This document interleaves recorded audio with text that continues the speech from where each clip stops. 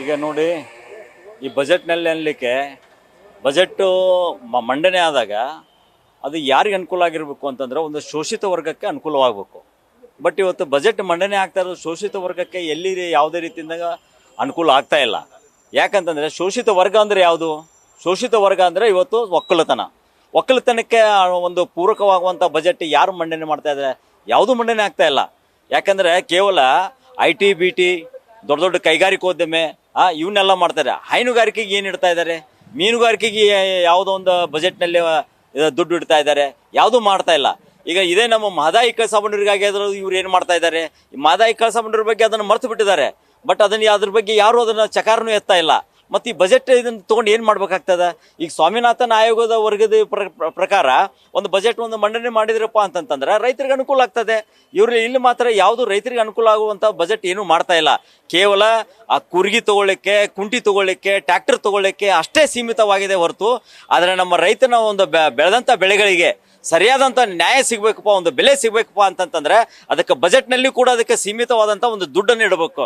ಅತ್ಯಂತ ಜನಪ್ರಿಯ ಪ್ರಧಾನಮಂತ್ರಿ ದೊಡ್ಡ ಗಾತ್ರದ ಬಜೆಟನ್ನು ಮಾಡಕ್ಕೆ ಹೋಗ್ತಾ ಇದ್ದಾರೆ. ಆದರೆ ಈ ಬಜೆಟಲ್ಲಿ ಕೇವಲ ಹೇಳಿಕೆಗೆ ಮಾತ್ರ ಬೇಡಿಕೆ ಆಗ್ತದೋ ಅಥವಾ ಇದು ಕಾರ್ಯರೂಪಕ್ಕೆ ಬರ್ತದೆ ಅನ್ನುವಂಥದ್ದೇ ಒಂದು ಚಿಂತನೆ. ಕಾರಣ ಸ್ವಾಮಿನಾಥನ್ ಆಯೋಗದ ವರದಿ ಜಾರಿಗೆ ಬರ್ತದೆ ಅಂತೇಳಿ ರೈತ ಎಲ್ಲರೂ ಇವತ್ತು ಹಕ್ಕಿ ಪಕ್ಷಿ ಥರ ಕಣ್ ಹಾಕೊಂಡು ಕುಂತೇವೆ.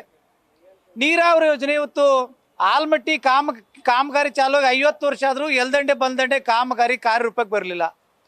ತುಂಗಭದ್ರಾದಲ್ಲಿ ಕನಿಷ್ಠ 30-35 TMC ಅಷ್ಟು ಹೂಳು ತುಂಬಿದೆ. ರಾಜ್ಯ ಸರ್ಕಾರ ಕೂಡ ತಿರಸ್ಕಾರ ಮಾಡ್ತಾ ಇದೆ ಮತ್ತು ಕೇಂದ್ರ ಸರ್ಕಾರ ಕೂಡ ತಿರಸ್ಕಾರ ಮಾಡ್ತಾ ಇದೆ. ಹೂಳನ್ನು ಎತ್ತುವಂಥ ಕೆಲಸ ಆಗಬೇಕು. ಇವತ್ತು ಬೆಂಬಲ ಬೆಲೆ ನಾವು ಯಾವಾಗ ಪೀಕನ್ನೇ ಬೆಳಿತೇವೆ ಆ ಸಂದರ್ಭದಲ್ಲಿ ಹೋರಾಟ ಮಾಡ್ತೇವೆ. ರಾಜ್ಯ ಸರ್ಕಾರ ಕೇಂದ್ರ ಸರ್ಕಾರ ಬೆಂಬಲ ಬೆಲೆ ಕೊಡ್ತೇವೆ ಅಂತ ಹೇಳ್ತಾರೆ. ಆದರೆ ಬಜೆಟಲ್ಲಿ ಪ್ರತ್ಯೇಕವಾಗಿ ಹಣವನ್ನು ಇಟ್ಟು ಬೆಂಬಲ ಬೆಲೆಯನ್ನು ಘೋಷಣೆ ಮಾಡಬೇಕು. ಮತ್ತು ಇವತ್ತು IT BT ಪ್ರಶ್ನೆ ಬಂದಾಗ ಕೇವಲ ಬೆಂಗಳೂರು, ಬಾಂಬೆ, ಮುಂಬೈ ಆಗಿದೆ. ಆದರೆ ಉತ್ತರ ಕರ್ನಾಟಕದಲ್ಲಿ IT BT ಕಟ್ಟಡ ಕಟ್ಟ್ಯಾರೆ.